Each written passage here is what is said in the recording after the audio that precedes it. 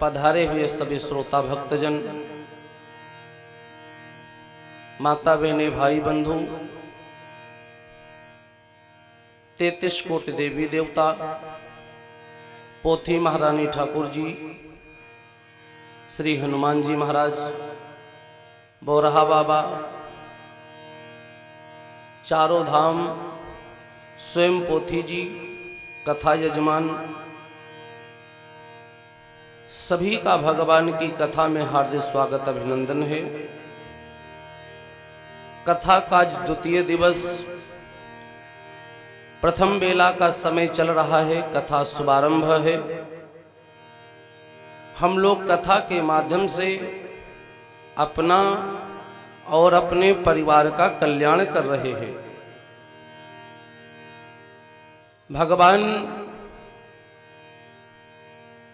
श्री हरि की कृपा हम सभी के जीवन में बरस रही है। कल कथा का प्रथम दिवस था। हम लोग कलश यात्रा में सम्मिलित हुए, उसके उपरांत भगवान की कथा भी श्रवण की और आज द्वितीय दिवस में यज्ञ सुबह सुबह होता है। यज्ञ का समय 8 बजे का दिया गया है। समय आचार्य जी पहले बता चुके हैं। हम लोगों को धन्य करने के लिए, हमारे समाज को धन्य करने के लिए यज्ञ हो रहा है और हम सभी लोग भगवान से किसी न किसी रूप में जुड़े हुए हैं। कल रात्रि में एक भजन हमने सुनाया था कि हम सभी चाहते हैं भगवान का भजन करें और बड़ी गूढ़ बात है, बड़ी महत्वपूर्ण बात है। यहीं से आगे की कथा आज हम लोग श्रवण करेंगे।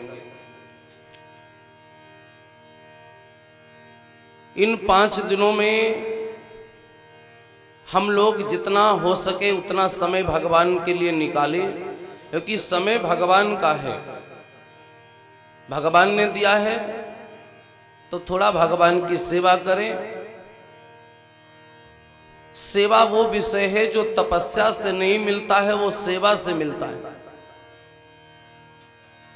इस बात की भी चर्चा होगी कथा में। और जितना हो सके समय अधिक से अधिक भगवान की सेवा में लगामें, सेवा करें। आश्रम में बहुत सारी सेवाएं होती, कुछ नहीं तो हम कथा सुन रहे हैं, ये भी सेवा है। अपने मन मंदिर में बैठे भगवान को भगवान की ही कथा सुना रहे हैं, तो ये भी सेवा है।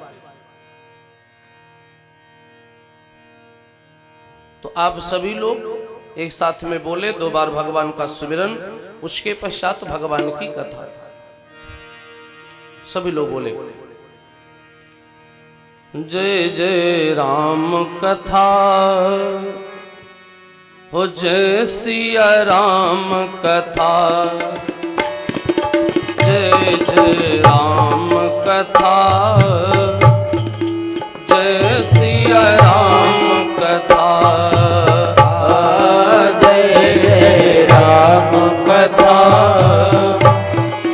जय सिया राम कथा, जय जय राम कथा,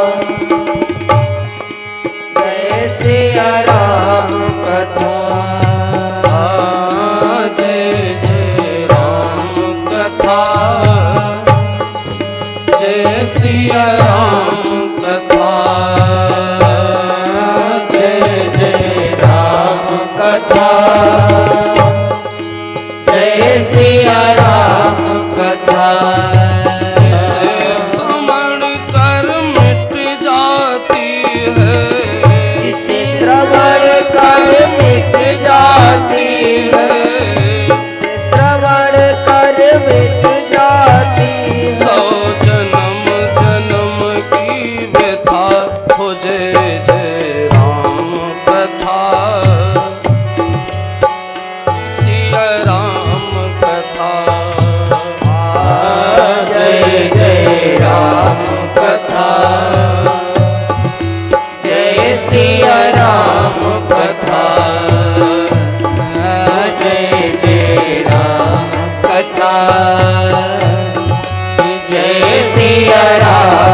कथा। बाबा कहते हैं माँ भगवती से, देवी उमा कहूँ मैं अनुभव अपना, सत हरि भजन जगत सब सपना। उमा कहूँ मैं अनुभव अपना, सत हरि भजन जगत सब सपना। उमा कहूँ मैं अनुभव अपना, सत हरि भजन जगत सब सपना। महामोह मही से सुविशाला, राम कथा कालिका कराला। महामोह मही से सुविशाला, राम कथा कालिका कराला। महामोह मही से सुविशाला, राम कथा कालिका कराला। मेरी पवन सुत पावन नाम, अपने बस कर राखे राम। सुखी पवन सुत पावन नामो, अपने बस करी राखे रामो। सुखी पवन सुत पावन नामो, अपने बस करी राखे रामो। सुनकर तू भी अमर हो जाए, सुनकर तू भी अमर हो जाए, सुनकर तू भी अमर हो जाए। श्री हनुमंत की यथा हो जय जय राम कथा। जय सिया राम कथा, जय जय राम कथा। जय सिया राम कथा, जय जय राम कथा। जय सिया राम कथा। सुनकर तो भी अमर हो जाए, सुनकर तो भी अमर हो जाए। श्री हनुमंत की कथा हो जय जय राम कथा। जय सिया राम कथा, जय जय राम कथा। जय सिया राम कथा। राम भगति दृढ़ जो चाह, अथवा पद निर्वाह। राम भगति दृढ़ जो बाबा कहते हैं अथवा पद निर्वाह। भाव सहित सो यहाँ कथा, भाव सहित सो यहाँ कथा। करई सवन पुनि पान हो जय जय राम कथा। जय सिया राम कथा, जय जय राम कथा।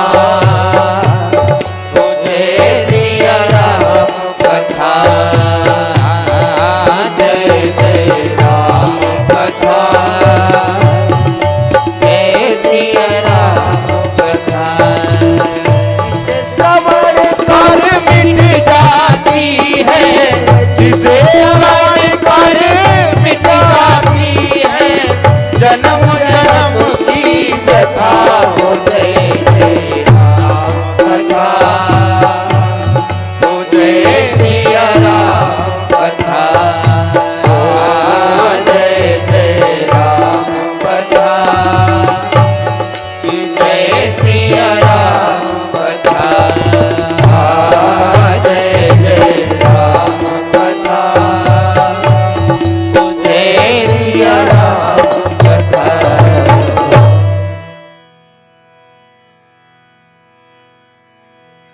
कथा सुनने से भगवान पर विश्वास बढ़ता है। कथा सुनने से भगवान के प्रति हमारी आस्था बढ़ती है।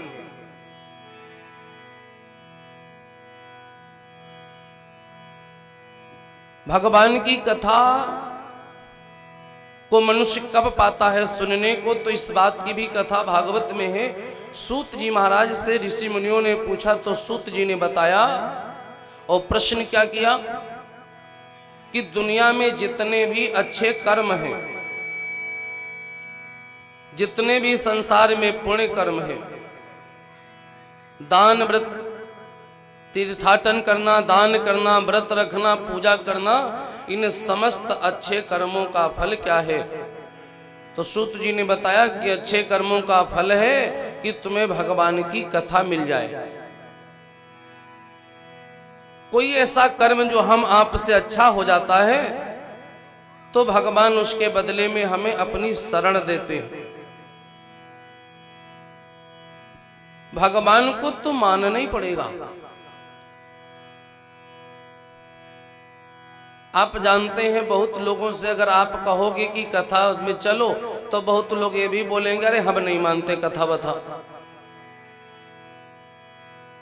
तो मैंने रात्रि में बोला था कि जो लोग शास्त्रों की बात नहीं मानते, धर्म की बात नहीं मानते, तो यमराज कहते उनको हम मनाएंगे। क्यों नहीं? यमदूत और यमराज अपने तरीके से मनाते हैं। उसी को बोले हैं संत कबीरदास जी ने भी कहा है कि कोई सिंहासन चढ़ जात है, कोई बांध हो जात जंजीर। इसलिए हम मानव इसी शब्द से तय करते हैं कि हम मानव हैं, क्योंकि हम धर्म की बात मानते हैं, शास्त्रों की बात मानते हैं, इसलिए हम मानव हैं।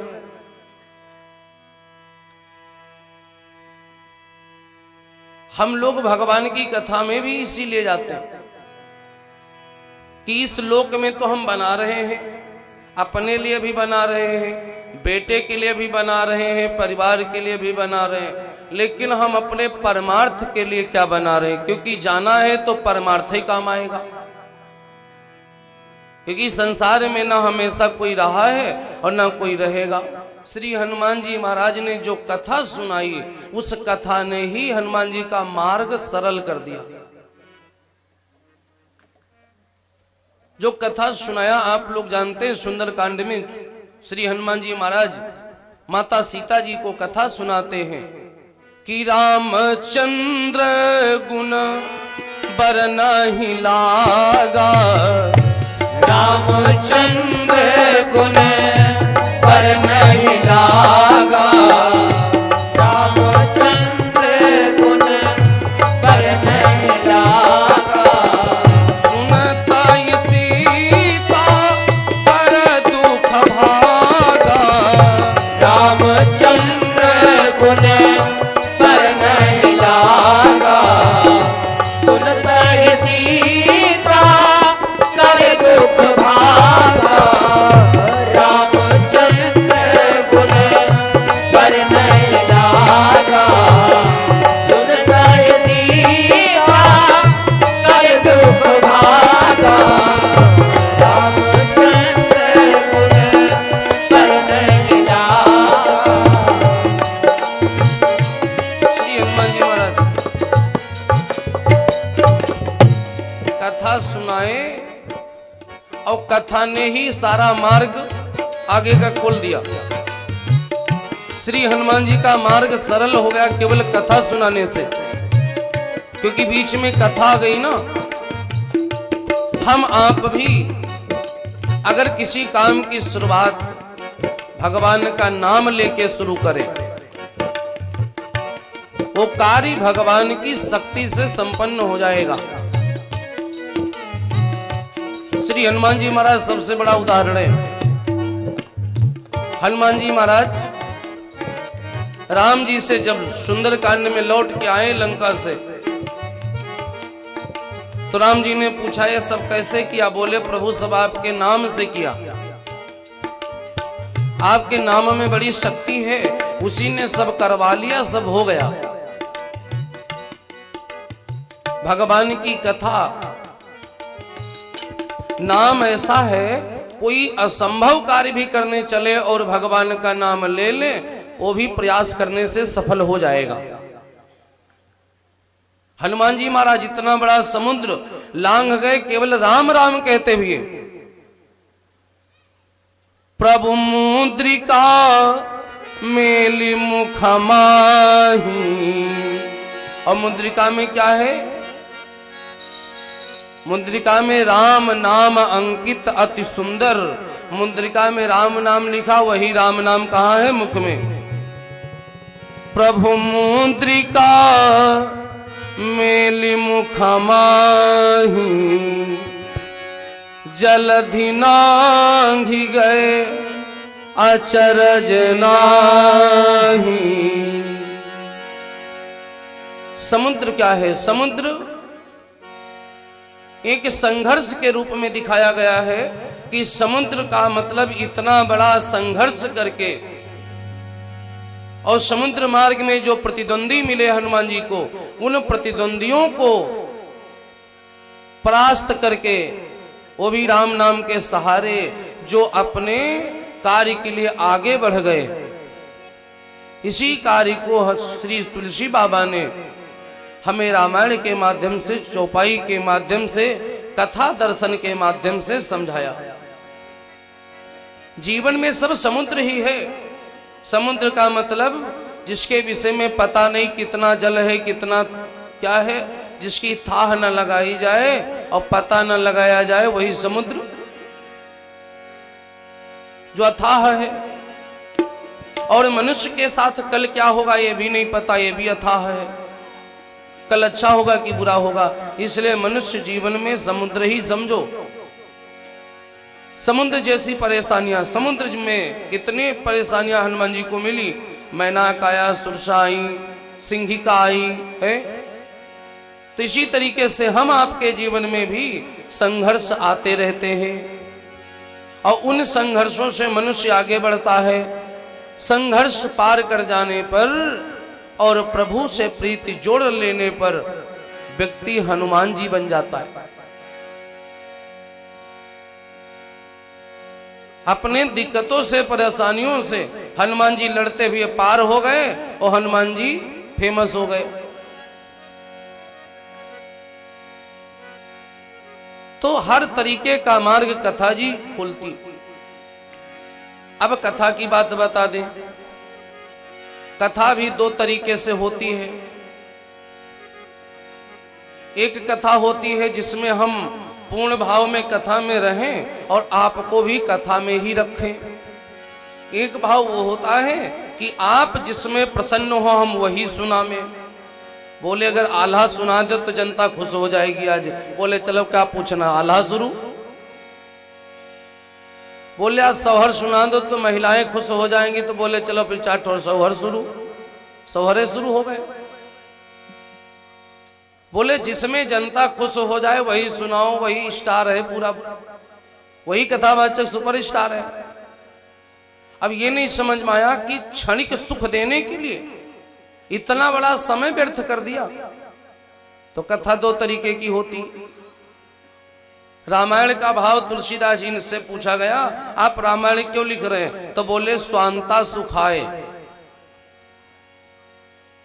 तो समाज में भी एक तरीके के लोग तो होते नहीं हैं, हजारों तरीके के लोग, तो हजारों तरीके की बातें।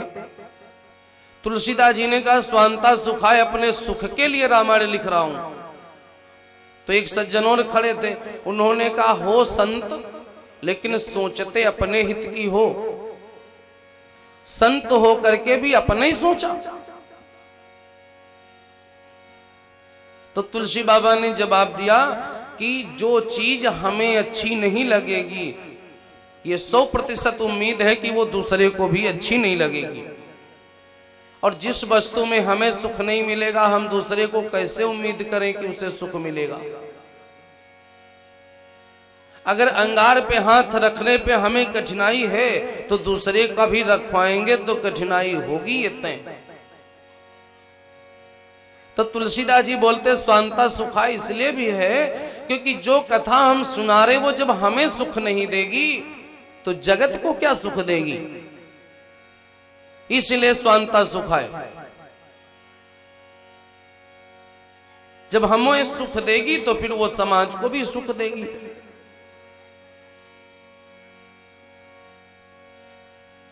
कथा तो सुख देने के लिए है। सीता जी को सुख दिया कथा ने, इतना रो रही थी माता सीता, और जब हनुमान जी ने सुनाया कथा तो कथा में प्रसन्न हो गई माता और दुख भूल गई। मतलब कथा भगवान से जुड़ती है, और जो भगवान से जुड़ जाए तो एक पद है कि सर पर सीताराम फिकर फिर क्या करना, सर पर सीताराम फिकर फिर क्या करना, सर पर सीताराम फिकर फिर क्या करना, सर पर सीताराम फिकर फिर क्या करना, फिकर फिर क्या करना, फिकर फिर क्या करना, फिकर फिर क्या करना, फिकर फिर क्या करना, हरे सर पर सीताराम फिकर फिर क्या करना, सर पर सीताराम फिकर फिर क्या करना, सर पर सीताराम फिकर फिर क्या करना, सर पर क्या करना, फिकर फिर क्या करना, क्या करना, फिकर फिर क्या करना, फिर बनेंगे बिगड़े काम, फिकर फिर क्या करना, फिर बनेंगे बिगड़े काम, फिकर फिर क्या करना, फिर बनेंगे बिगड़े काम, फिकर फिर क्या करना, फिर बनेंगे बिगड़े काम। फिर क्या करना, अरे क्या करना, क्या करना, क्या करना, क्या करना, फिकर फिर क्या करना, रहो तेरे सर पर सीताराम फिकर फिर क्या करना, सर पे सीताराम फिकर फिर क्या करना, सर पे सीताराम फिकर फिर क्या करना। कथा सुनने से, भक्ति करने से एक दिन ऐसा आ जाता है जब ये महसूस होता है कि आप जो कर रहे हो उसमें भगवान भी सम्मिलित हैं, भगवान भी सम्मिलित है। जब ये एहसास होने लगेगा तो जो भी कार्य करोगे उसमें आनंद आने लगेगा और वो कार्य संपन्न भी बहुत अच्छा होगा। भगवान से संबंध हो जाए, सर पे सीताराम फिकर फिर क्या करना, और तेरे बनेंगे बिगड़े काम। महाभारत की कथा है, आप लोग कथा भी जानते हैं, सुने भी हैं कि जब महाभारत में जुए में युधिष्ठिर सब कुछ हारे और द्रौपदी जी को भी हारे, तो दुशासन को आदेश दिया दुर्योधन ने कि जाओ द्रौपदी को ले आओ। देवी द्रौपदी को लेने के लिए दुशासन गया। अच्छा, एक प्रकार से इस बात को भी समझा जा सकता है कि दो प्रकार के आदमी होते हैं, एक कुटिल हृदय वाले, एक सहज हृदय वाले।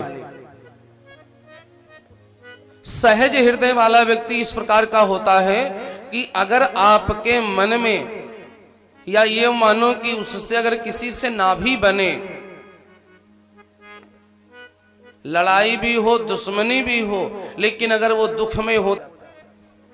अब कुटिल व्यक्ति में क्या होता है कि अगर उसके बगल में व्यक्ति रो रहा है तब भी उससे आंसू नहीं आता है। महाभारत में जब सब मारे गए, केवल दुर्योधन बचा,